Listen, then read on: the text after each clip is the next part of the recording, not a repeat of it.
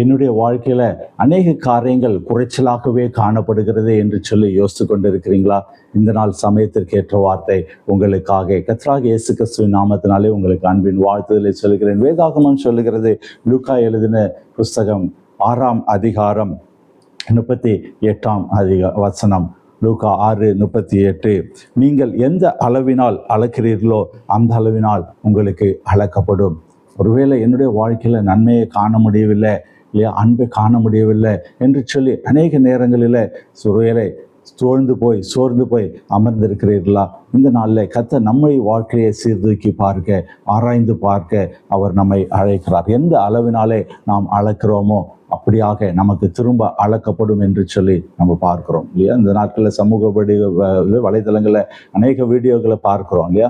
ஒருத்தரை ஏமாத்துற மாதிரி இருக்கும் இல்லையா? அந்த மனிதர் கடந்து போகும்பொழுது அவரை ஒருவர் ஏமாற்றுவார்கள். இப்படியாக ஒருவரை ஏமாற்றி கடைசியில் இல்லையா, முதலாவது ஏமாற்றின மனிதனும் ஏமாந்து போகிற வாழ்க்கையை பார்க்கிறோம். அநேக காரியங்களை எப்படி நம்முடைய வாழ்க்கையில் காண முடிகிறது. ஒருவேளை நாம் எந்த அளவில் மற்றவர்களை அளந்து கொண்டு இருக்கிறோம், எந்த நன்மையான காரியங்களை செய்கிறோம், எப்படி நம்ம மற்றவர்களுக்கு உதவி செய்கிறோம், மற்றவர்களோடு நாம் எப்படி பேசுகிறோம், எப்படி அன்பு பாராட்டுகிறோம் என்று சொல்லி சிந்தித்து பார்க்க அழைக்கப்படுகிறோம்.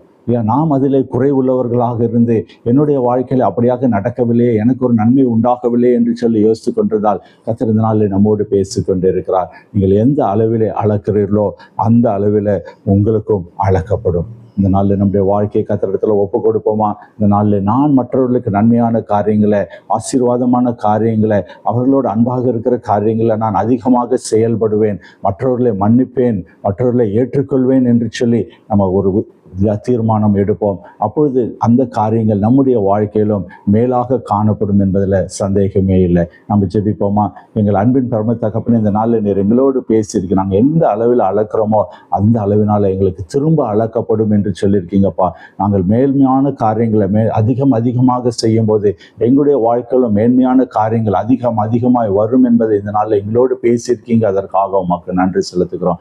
யாரெல்லாம் தகப்பனே இந்த நாளில் தகப்பனே இந்த வார்த்தைக்கு செவி கொடுக்கிறார்களோ அவருடைய வாழ்க்கையில தகப்பன மேன்மையான காரியங்களை பார்க்க நீர் உதவி செய்யுங்க.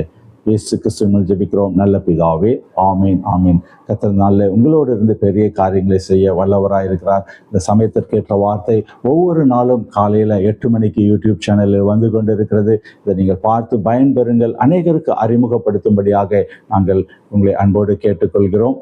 ஒருவேளை இது குறித்தான மேலான தகவல் இருந்தால் நீங்கள் ஸ்கிரீனில் இருக்கிற நம்பரில் எங்களோடு தொடர்பு கொண்டு நீங்கள் இதை தெரிவிக்கலாம். நாங்கள் இதை மற்றுமாக அநேகருக்கு எடுத்து செல்ல, அநேகர் இயேசு கிறிஸ்துவின் அன்பை பெற்றுக்கொள்ள உதவியாக இருக்கும்.